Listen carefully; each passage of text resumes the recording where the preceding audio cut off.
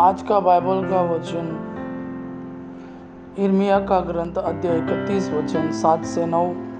दूसरा वचन इब्रानियों के नाम पत्र अध्याय 5 वचन 1 से 6। और आज का सुसमाचार सन मरकुस के अनुसार अध्याय 10 वचन 46 से 52। यिर्मयाह का ग्रंथ अध्याय 31 वचन 7 से 9।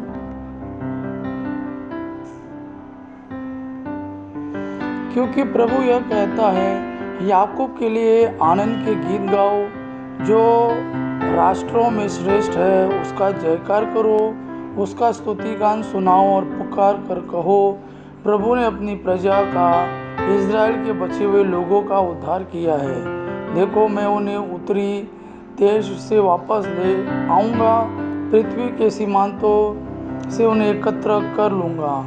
उनमें अंधे, लंगड़े, गर्भवती और प्रसूता स्त्रियां हैं। वे बड़ी संख्या में लौट रहे हैं। वे रोते हुए चले गए थे। मैं उन्हें सांत्वना देकर वापस ले आऊँगा। मैं उन्हें जल धाराओं के पास ले चलूँगा।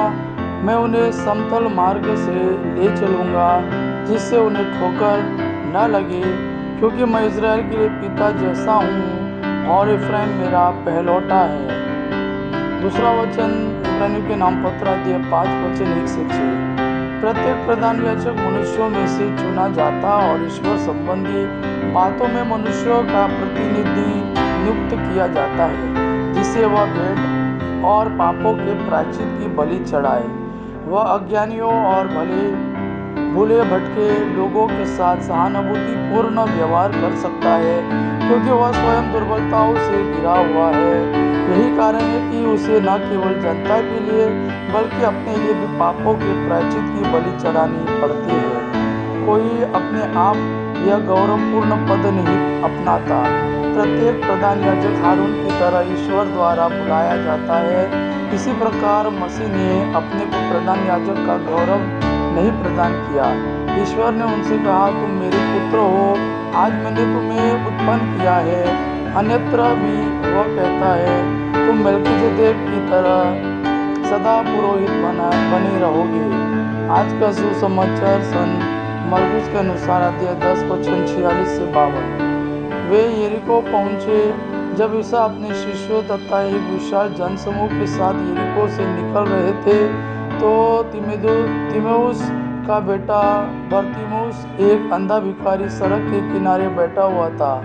जब उसे पता चला कि यह ईसा नाज़री है, तो वह पुकार पुकार कर कहने लगा, ईसा दाऊद के पुत्र, मुझ पर दया कीजिए। बहुत से लोग उसे चुप करने के लिए डांटते थे, किंतु वह और भी जोर से पुकारता रहा, दाऊद के पुत्र, मुझ पर दया कीजिए। ईसा ने रुककर कहा, उसे बुलाओ। लोगों ने यह कहते हुए अंधे को बुलाया। धारस रखो, उठो, वे तुम्हें बुला रहे हैं। वह अपनी चादर फेंक कर उछल पड़ा और ईसा के पास आया। ईसा ने उससे पूछा, क्या चाहते हो, मैं तुम्हारे लिए क्या करूं? अंधे ने उत्तर दिया, गुरुवर, मैं फिर देख सकूं। ईसा ने कहा, जाओ, तुम्हारे विश्वास ने तुम्हारा उद्धार किया है। उसी क्षण उसकी दृष्टि लौट आई और वह मार्ग में ईसा के पीछे हो लिया। यह प्रभु का वाणी है। प्रभु को धन्यवाद। आबा पिता की महिमा और पुत्र यीशु का प्रेम आप पर सदा सर्वदा बना रहे। आमीन।